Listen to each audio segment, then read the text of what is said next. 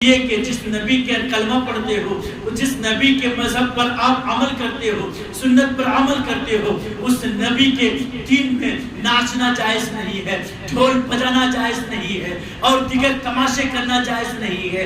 ہاں، نبی کے نام کا جلوس نکالو، نعت نبی گنگناتے ہوئے جاؤ، درود پاک پڑھتے ہوئے جاؤ، صلاۃ و سلام کا نذرانہ عقیدت پیش کرتے ہوئے جاؤ۔ آپ کہو گے کہ ہمیں تو نعت نہیں آتی ہے، میں شریک نہیں ہوں گا، ہمیں تو کچھ نہیں آتا ہے، میں شریک نہیں ہوں گا۔ ارے آپ کیوں نہ شریک ہوں گے؟ اس لیے کہ میرے نبی جب پیدا ہوئے تو آسمان سے زمین تک، بلکہ اب بھی قیامت تک 70,000 فرشتے صبح آتے ہیں، 70,000 فرشتے شام کو آتے ہیں، جو میرے نبی پر سلام پڑھ رہے ہوتے ہیں، میرے نبی پر درود و سلام بھیج رہے ہیں۔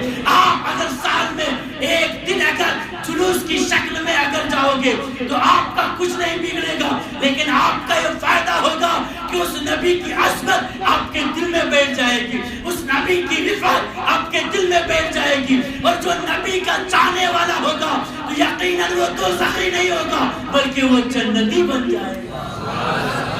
اس لیے مسلمانوں، تم یہ مت سوچو جلوس ہی تو ہے، کیا ہے 15 اگست میں تم جا رہے ہو نا، جاؤ، بے شک جاؤ۔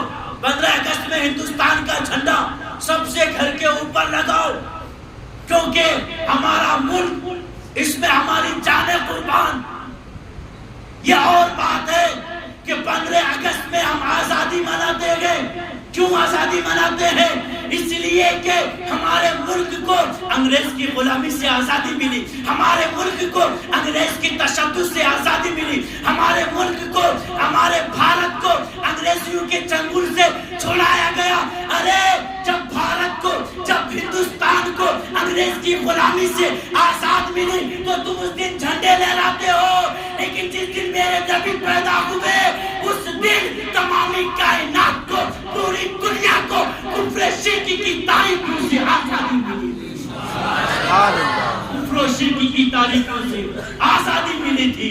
اس لیے ہم اس نبی کے نام پہ جھنڈے بھی لہرائیں گے، اس نبی کے نام پہ بولے انشاءاللہ، اس نبی کے نام سے ہم جلوس بھی نکالیں گے، اس نبی کے نام سے ہم جھنڈے بھی لہرائیں گے، اس نبی کے نام سے ہم میلاد بھی منائیں گے، اس نبی کے نام سے درود کی محفل بھی سجائیں گے، اور سب سے یہی کہیں گے، کیجئے چرچاؤنی کا صبح شام، جانے کافر پر قیامت کیجئے، خیز میں چل جائے بے دلوں کے دل، یا رسول اللہ کی کثرت کیجئے۔ سبحان اللہ۔ اللہ تبارک و تعالیٰ سے دعا ہے ہم سب کو اپنے نبی کریم صلی اللہ علیہ وسلم سے سچی پکی محبت، مودت، الفت کرنے کی توفیق عطا فرمائے۔